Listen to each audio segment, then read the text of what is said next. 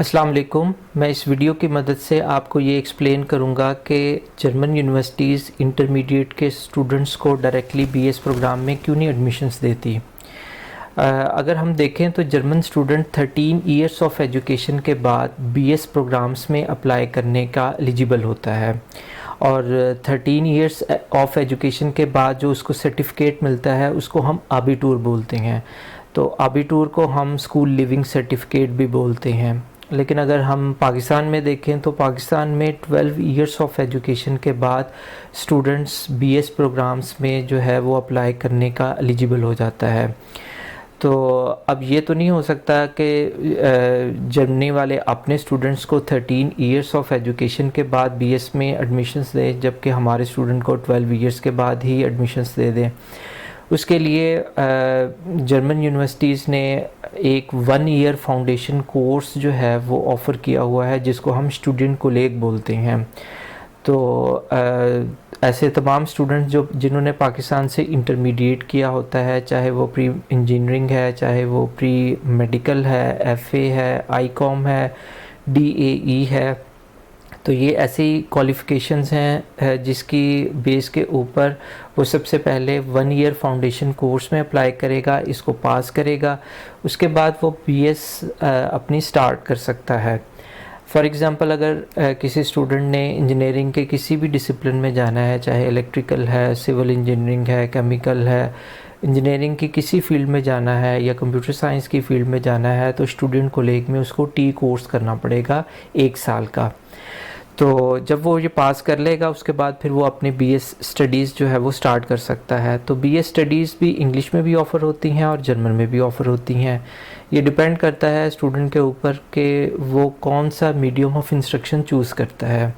लेकिन अगर एक स्टूडेंट है जिसने पाकिस्तान से इंटरमीडिएट किया हुआ है और साथ में 2 सेमेस्टर्स भी पास कर लिए हैं या उसके पास 2 इयर्स बीएससी है या बीए है, तो वो डायरेक्टली फिर बीएस प्रोग्राम्स में अप्लाई करने के लिए एलिजिबल हो जाता है। उस सूरत में फिर स्टूडेंट कोलेग की रिक्वायरमेंट नहीं होती।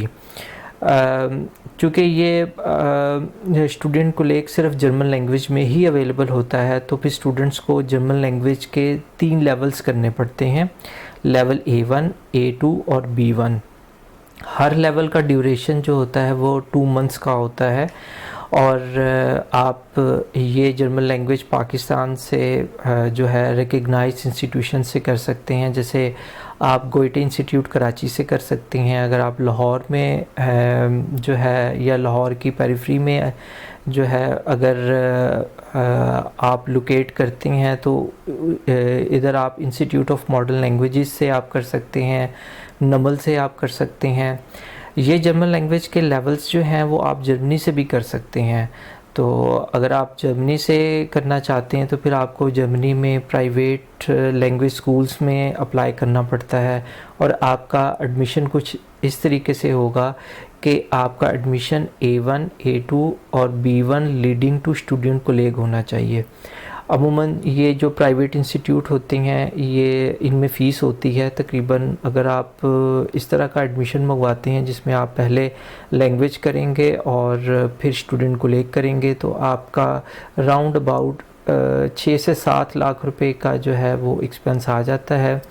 और ये जो एक्सपेंस है ये लैंग्वेज स्कूल की फ़ीस होती है और उसमें से आप तकरीबन 4 से 5 लाख रुपया यहाँ से जो है वो फ़ीस ट्रांसफ़र करते हैं, बाकी आप उधर जाके पे करते हैं। और ये जो फ़ीस होती है तकरीबन ये 1.5 साल की कंप्लीट फ़ीस होती है। तो अगर आप ये फ़ीस पे ना करना चाहें तो फिर आप पाकिस्तान से ये 3 लेवल्स कर लें, क्योंकि जर्मनी में तो एजुकेशन फ़्री है। अगर हम कॉस्ट की बात करें कि अगर स्टूडेंट ख़ुद से अप्लाई करता है तो उसके तकरीबन 1.5 लाख रुपए तक का एक्सपेंस आ जाते हैं। तो पहली बात यह है कि जर्मनी में चूँकि एजुकेशन फ़्री है, आपको कोई चार्जेस पे नहीं करने पड़ेंगे। इस 1.5 लाख रुपए में कौन कौन से एक्सपेंस जो है वो इंक्लूडेड हैं, इसमें सबसे पहले आ जाता है यूनिसिस्ट की प्रोसेसिंग फ़ीस। यूनिसिस्ट एक ऐसी ऑर्गेनाइजेशन है जो पाकिस्तानी ग्रेड्स को जर्मन ग्रेडिंग सिस्टम में कन्वर्ट करती है और रेलेवेंट यूनिवर्सिटीज़ में फॉरवर्ड करती है। आप जितनी ज़्यादा यूनिवर्सिटीज़ को सिलेक्ट करेंगे उतने ज़्यादा फिर आपको चार्जेस पे करने पड़ेंगे। इसके अलावा 75 यूरो जो वीज़ा फ़ीस है वो भी इसमें इंक्लूडेड है। और स्टूडेंट ने जर्मन लैंग्वेज अगर पाकिस्तान से करनी है तो वो तकरीबन 1 लाख रुपए तक का आपका एक्सपेंस आ जाएगा 3 लेवल्स का। इसके अलावा स्टूडेंट्स अटेस्टेशन करवाएंगे नोटरी पब्लिक से, पोस्टेज के एक्सपेंस आ जाएंगे, फ़ोटो कॉपीज़ के एक्सपेंस आ जाएंगे। तो ये सारे एक्सपेंस मिला के एडमिशन से लेके वीज़े तक के जो स्टूडेंट के एक्सपेंस आते हैं वो अप्रॉक्सीमेटली 1.5 लाख रुपए तक के एक्सपेंस आ जाते हैं।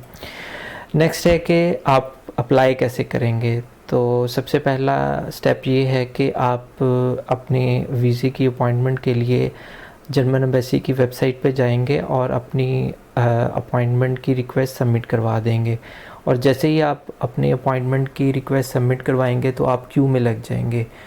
एम्बेसी आपको 3 मंथ्स में या 4 मंथ्स में depend on number of appointments वो आपको कंफर्म करेगी एम्बेसी।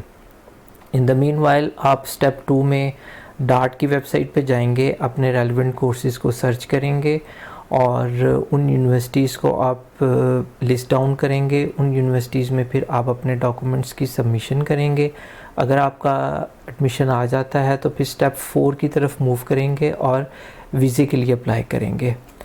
इसके अलावा अगर आपको हमारी ऑनलाइन या ऑफ़लाइन असिस्टेंस की ज़रूरत है तो वो आप अपने मार्क्स परसेंटेज या CGPA और डिज़ायर्ड डिग्री आप मुझे जो है वो व्हाट्सएप कर सकते हैं। हम अपने स्टूडेंट्स को ऑनलाइन फैसिलिटी भी प्रोवाइड करते हैं और ऑफ़लाइन भी करते हैं। ऑनलाइन में आप हमसे कांटेक्ट कर सकते हैं, व्हाट्सएप के थ्रू कर सकते हैं, ज़ूम के थ्रू कर सकते हैं। ये हमारा ईमेल एड्रेस है, उस पे भी आप हमें ईमेल कर सकते हैं। इसके अलावा अगर डिटेल इन्फॉर्मेशन चाहिए तो आप हमारी वेबसाइट को भी विज़िट कर सकते हैं। और इसके अलावा हमारा फेसबुक का ग्रुप है, उसको भी आप ज्वाइन कर सकते हैं, उसमें भी काफ़ी स्टूडेंट्स इंक्लूडेड हैं। और अगर आप हमारी सर्विसेज जो हैं ऑफ़लाइन अवेल करना चाहें तो हमारे 2 ऑफिसेज़ हैं, लाहौर और साहिवाल। तो उसमें आप हमसे फ़िज़िकली भी कांटेक्ट कर सकते हैं।